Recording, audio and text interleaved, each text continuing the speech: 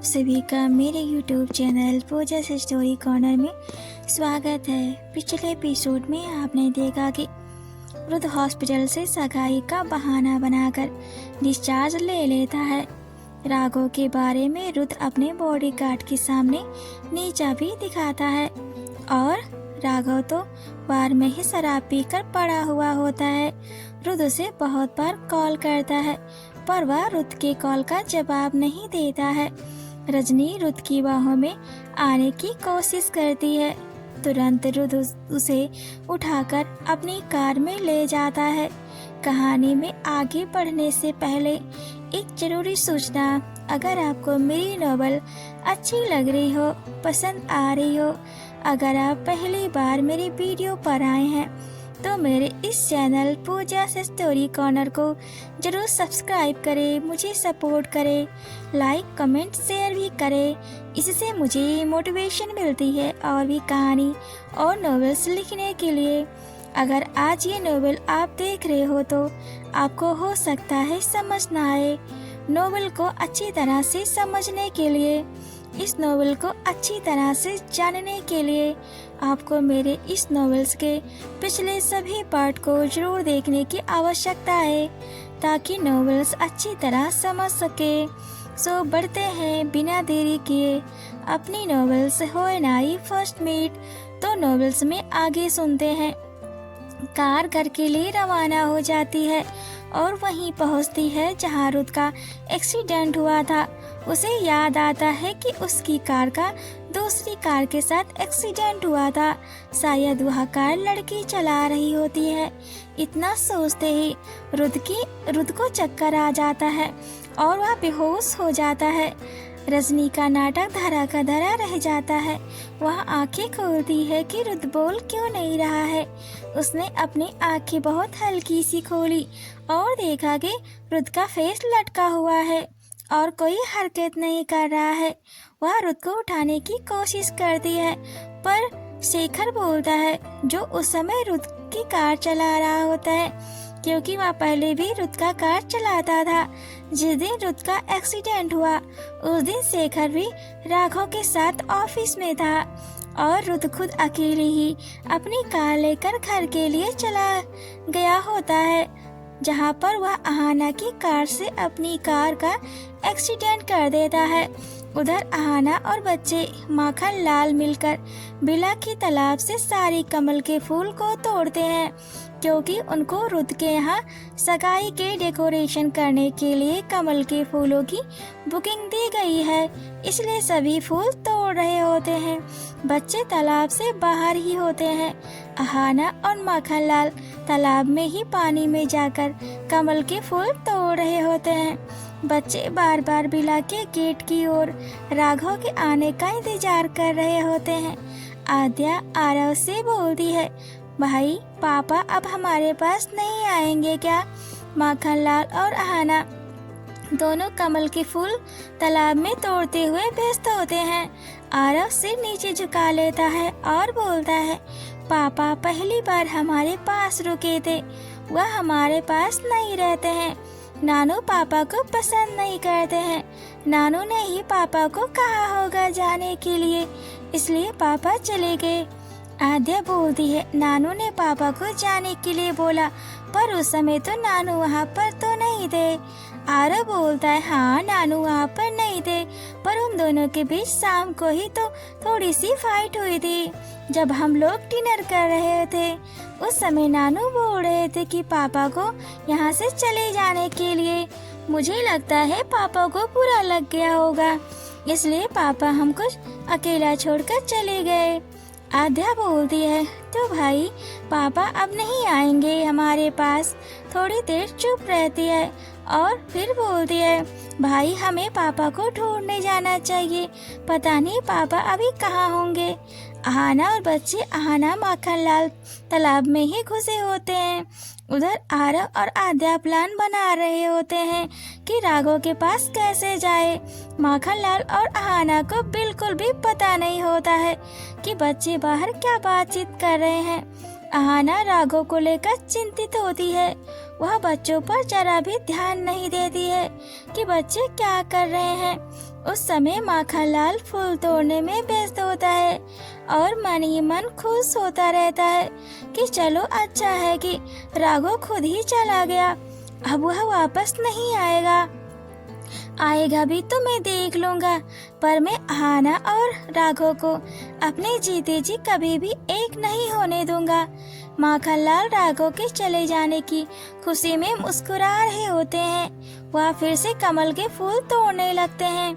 उधर बच्चे कमल के सारे फूल जमीन पर रख देते हैं और दोनों हाथ पकड़कर धीरे धीरे चुपके से वे एक साथ गेट तक पहुंच जाते हैं और बिना आहट किए गेट को धीरे से बंद कर देते हैं और दोनों जंगल के रास्ते होते हुए सड़क पर चले जाते हैं और एक दूसरे का हाथ पकड़कर दौड़ते रहते हैं कि आज तो पापा को हम ढूंढ के ही वापस ले आएंगे। माखनलाल और हाना को बिल्कुल भी पता नहीं है कि बच्चे वहाँ से जा चुके हैं। वह सभी सारे फूल तोड़कर किनारे पर लाके रख देते हैं। अहाना देखती है कि एक नजर घुमा के बच्चे कहाँ हैं, तो वह बच्चों को आवाज लगाने लगती है, आद्या आ रहो, आद्या बेटा आ रहो बेटा, कहाँ हो तुम दोनों, मेरे पास आओ, यह सारे फूल इकट्ठा करो। अहाना कई बार आवाज लगाती रही पर उसे वापस कोई आवाज नहीं सुनाई देती है। वह कांपने लगती है कि बच्चे ऐसा आज तक नहीं किए कि मेरी एक आवाज पर वह आवाज नहीं दिए हो। अहाना माखनलाल को आवाज देती है, अंकल बच्चे नहीं दिखाई दे रहे हैं। तो माखनलाल बोलता है, हो सकता है बच्चे गार्डन में खेल रहे हो। माखनलाल बच्चों को आवाज लगाता है, आद्या आ रहो, कहाँ हो बच्चों, मेरे पास आओ, नानू के पास आओ, या सारे फूल लेकर चलो। लेकिन वापस में कोई भी आवाज नहीं सुनाई देती है, बस वहाँ पर पक्षियों की चहचहाहट सुनाई दे रही थी। अहाना को समझ में नहीं आ रहा होता है कि बच्चे कहाँ गए। ऐसा तो कभी नहीं हुआ कि बच्चे बिना फूलों के वहाँ कहीं गए हों। वे तो हमेशा तालाब के पास ही खड़े होते हैं और कभी भी मेरी बातों को नजरअंदाज नहीं करते हैं। और आज ऐसा क्या हुआ, बच्चे यहाँ से गए क्यों? अहाना जल्दी जल्दी तालाब से बाहर आती है। माखनलाल भी बाहर आ जाता है। अहाना फूलों को वहीं पर छोड़कर बिला की ओर भागती है तो वह दोनों मिलकर सभी रूम में, गलियारे में, बालकनी में, सब जगह देख लेती है। चिल्लाते हुए अहाना, आद्या तुम दोनों कहाँ हो? पर उसे कहीं भी दोनों बच्चों की आवाज नहीं सुनाई देती है। माखनलाल बच्चों को हर जगह ढूंढता है, हर कोने में ढूंढता है। क्या पता बच्चे गुस्से में कहीं पर छुप गए हो, पर उन्हें बच्चे का कहीं नहीं मिलते। माखनलाल सोच में पड़ जाता है और मन में सोचता है कहीं ऐसा तो नहीं है कि बच्चे राघव के पास चले गए हो, पर उन्हें राघव का पता नहीं पता है और बच्चे अभी इतने छोटे हैं कि वह राघव तक नहीं पहुंच सकते हैं। लगता है शाम को जो सीन हुआ उससे बच्चे बहुत ज्यादा दुखी हो गए हैं। आखिर वह राघव से बहुत ज्यादा प्यार करते हैं। माखनलाल अपने आप पर गुस्सा होता है कि मैं बच्चों के सामने ही शाम को राघव पर गुस्सा किया था, उसे जाने के लिए बोला। वह अहाना के पास आता है और अहाना से बोलता है कि एक बार हमें मार्केट की ओर चलना चाहिए। तो अहाना बोलती है, यहाँ इतना बड़ा जंगल है और कहीं मेरे बच्चे जंगल में ना चले गए हो। अहाना चिल्लाती है कि नहीं, मेरे बच्चे मुझे छोड़कर नहीं जा सकते हैं। वह अपनी कार लेकर निकलती है और जंगल के रास्ते होते हुए सड़क पर पहुंच जाती है। तो वह देखती है बच्चे सामने दौड़ते हुए जा रहे होते हैं। सड़क पर वह बच्चों को आवाज लगाती है, अपनी कार के सायरन बजाती है कि बच्चे रुक जाएं, पर बच्चे नहीं रुकते हैं, वे पीछे नहीं देखते हैं। आद्या बोलती है, लगता है मम्मी हमारा पीछा कर रही है, वह हमें पापा से मिलने नहीं देंगी। बच्चे दूर भागते ही रहते हैं। अहाना उनके सामने ले जाकर अपनी कार रोक देती है। बच्चों के कदम रुक जाते हैं और बच्चे एक दूसरे का हाथ पकड़े हुए होते हैं और अहाना से बोलते हैं मम्मा हमें पापा चाहिए, हमें पापा के पास ले चलो। अहाना उन दोनों को गले लगा लेती है और रोने लगती है। माखन लाल यह सब खड़ा होकर बस देखता ही रहता है और सोचता है कि शायद मैं गलत हूँ, राघव इन बच्चों को असली प्यार दे सकता है। यह बच्चे रुद्र को कभी भी अपना नहीं पाएंगे। जो बच्चे राघव के लिए अपनी माँ, अपने घर को छोड़ने के लिए तैयार हो गए या राघव से बहुत ज्यादा प्यार करते हैं। उधर रुद्र घर पहुंच जाता है और रजनी अपनी माँ को कॉल लगाती है और बोलती है माँ बाहर आ जाइए, हम आ गए हैं। रजनी की माँ बाहर आती है। रजनी की माँ को शेखर और बोलता है कि अर्जुन सर थोड़ी देर में कार से उतरेंगे। रजनी की माँ दोनों आपस में बहस करने लगती हैं कि आखिर रुद्र वहाँ कार में क्यों है। रजनी की माँ बोलती है कि मुझे कुछ नहीं सुनना है, आज अर्जुन ठीक नहीं है तो उसे वापस अस्पताल में लेकर चलो। रुद्र को हल्का हल्का होश आ जाता है और वहाँ शेखर और रजनी की माँ की बातें सुन लेता है और सुनते ही वह कार का दरवाजा खोलता है और बोलता है आंटी मैं बिल्कुल ठीक हूँ, आपको चिंता करने की कोई जरूरत नहीं है। वह बड़े शान के साथ कार से निकलकर अपने रूम की ओर दौड़ते हुए जाता है जैसे कि उसे कुछ हुआ ही नहीं हो। रूम के पास जाते ही दूर से आते हुए शेखर से बोलता है किसी को मेरे रूम में आने मत देना। फिर रूम का दरवाजा लॉक कर देता है अंदर से ताकि कोई भी नहीं आए। शेखर भी उसके पीछे पीछे जाता है और उसके दरवाजे पर टेक लगाकर खड़ा हो जाता है। रजनी की माँ और रजनी दोनों ही दरवाजे के पास रुद्र को बुलाने लगते हैं, पर शेखर बोलता है कि आप लोग यहाँ से जाएं, सर अपने आप बाहर चले आएंगे। रुद्र अपना लैपटॉप निकालता है और लैपटॉप में रुद्र नाम सर्च करता है कि रुद्र कौन है, तो उसके सामने अपना ही एक रुद्र सिंह नाम का चेहरे का आदमी दिखाई देता है और बोलता है मुझे ये पहले क्यों नहीं पता चला। उसे असली चेहरा निकलता है तो उसमें देखता है कि रुद्र एक बहुत बड़ा बिजनेसमैन था। कुछ साल पहले ही उसका बहुत बड़ा एक्सीडेंट हुआ और लोगों का यह भी मानना था कि रुद्र एक गैंगस्टर था। वह माफिया ग्रुप को लीड करता था। छोटी सी उम्र में उसने बहुत ज्यादा तरक्की कर ली। लोग उससे डरते थे और यह भी लिखा था कि उसके अहाना नाम की गर्लफ्रेंड थी। रुद्र अहाना से बहुत ज्यादा प्यार करता था। उसमें अहाना की तस्वीर भी होती है। रुद्र के साथ वहाँ अहाना की तस्वीर साइड पर देखकर चौंक जाता है। उसे कुछ कुछ याद आता है कि उसे उस लड़की को देखकर ऐसा लग रहा था कि वह उस लड़की से अभी भी कुछ दिन पहले मिला हो। वह सोचने लगता है पर उसे समझ में नहीं आता है कि उसने उस लड़की को कहाँ देखा है। वह अपने दिमाग के घोड़े दौड़ाने लगता है पर उसके सिर में बहुत ज्यादा दर्द होने लगता है। वह अपना सिर लेकर बैठ जाता है और रुद्र रूम में बहुत जोर से चिल्लाता है। उधर रजनी और रजनी की माँ डोर के पास ही खड़े होते हैं, रुद्र का इंतजार कर रहे होते हैं। पर रुद्र की चीख सुनकर शेखर भी दरवाजे पर हाथ मारता है और बोलता है कि सर आप ठीक तो हैं, कुछ हुआ है क्या आपको? रुद्र बोलता है हाँ मैं ठीक हूँ, बस थोड़ा सा सिर में दर्द हो रहा है।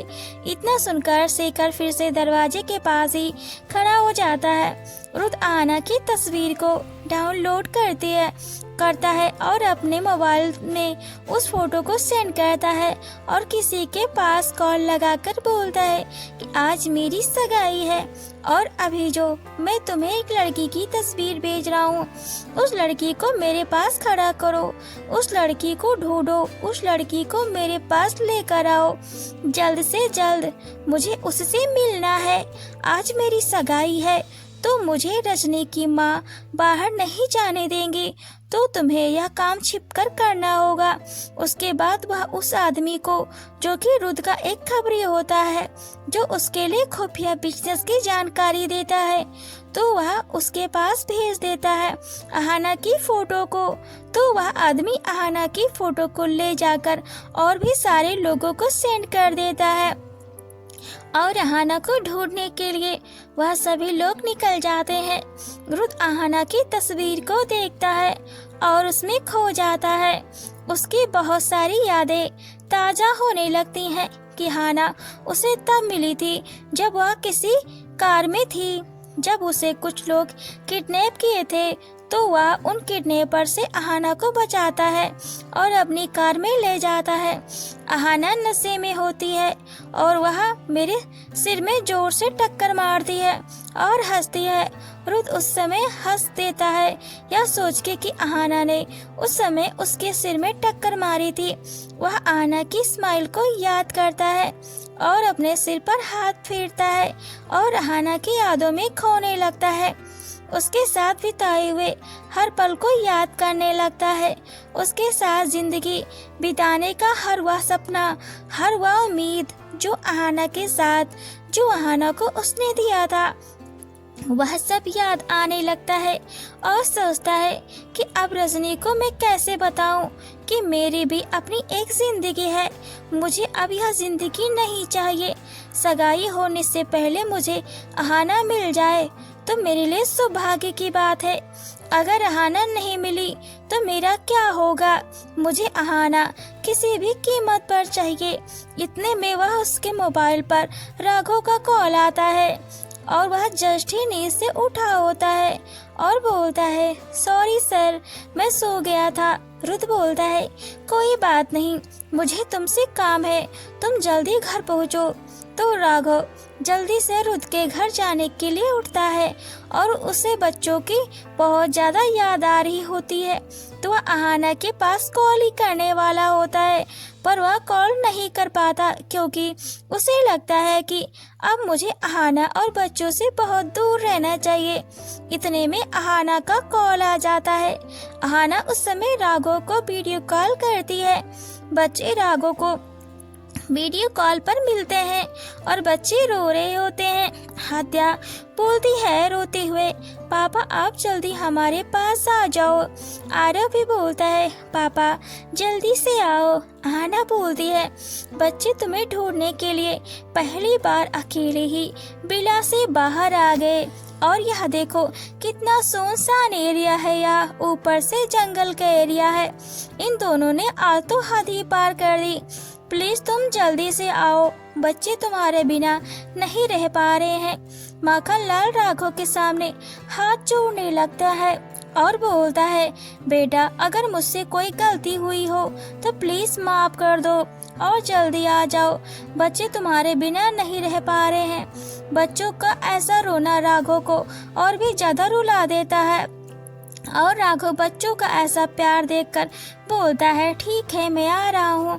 थोड़ी देर में राघव रुद की बात को इग्नोर कर देता है और वह रुद के पास न जाकर सीधे बिला की ओर मुड़ जाता है। वहाँ पर उन्हें रास्ते में ही अहाना, बच्चे और माखनलाल मिलते हैं। राघव अपनी कार साइड में रोकता है और कार से जैसे ही उतरता है बच्चे उसकी गोद में दौड़कर आ जाते हैं और राघव को जोर से पकड़ लेते हैं और बोलते हैं, पापा आप मुझसे प्रॉमिस करें, आप हम दोनों को छोड़कर कभी नहीं जाएंगे। माखनलाल उनका ऐसा निस्वार्थ प्रेम देखकर माखनलाल का दिल बदल जाता है और खुद ही मन में बोलता है, अगर रुद आ जाए तो भी मैं अब उसे बोलूँगा कि राघव और अहाना को एक ही रहने दो, तुम अपनी जिंदगी नए सिरे से शुरू कर लेना। फिर सोचता है कि अगर रुद नहीं माना तो मैं क्या करूँगा। मैं बच्चों को दुखी नहीं देख सकता हूँ, मैं बच्चों से बहुत ज्यादा प्यार करता हूँ।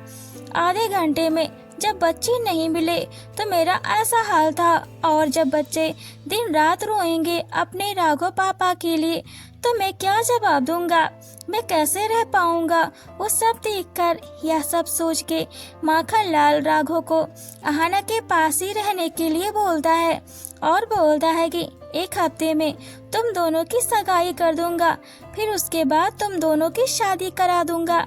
हम सभी एक परिवार की तरह बिला में रहेंगे।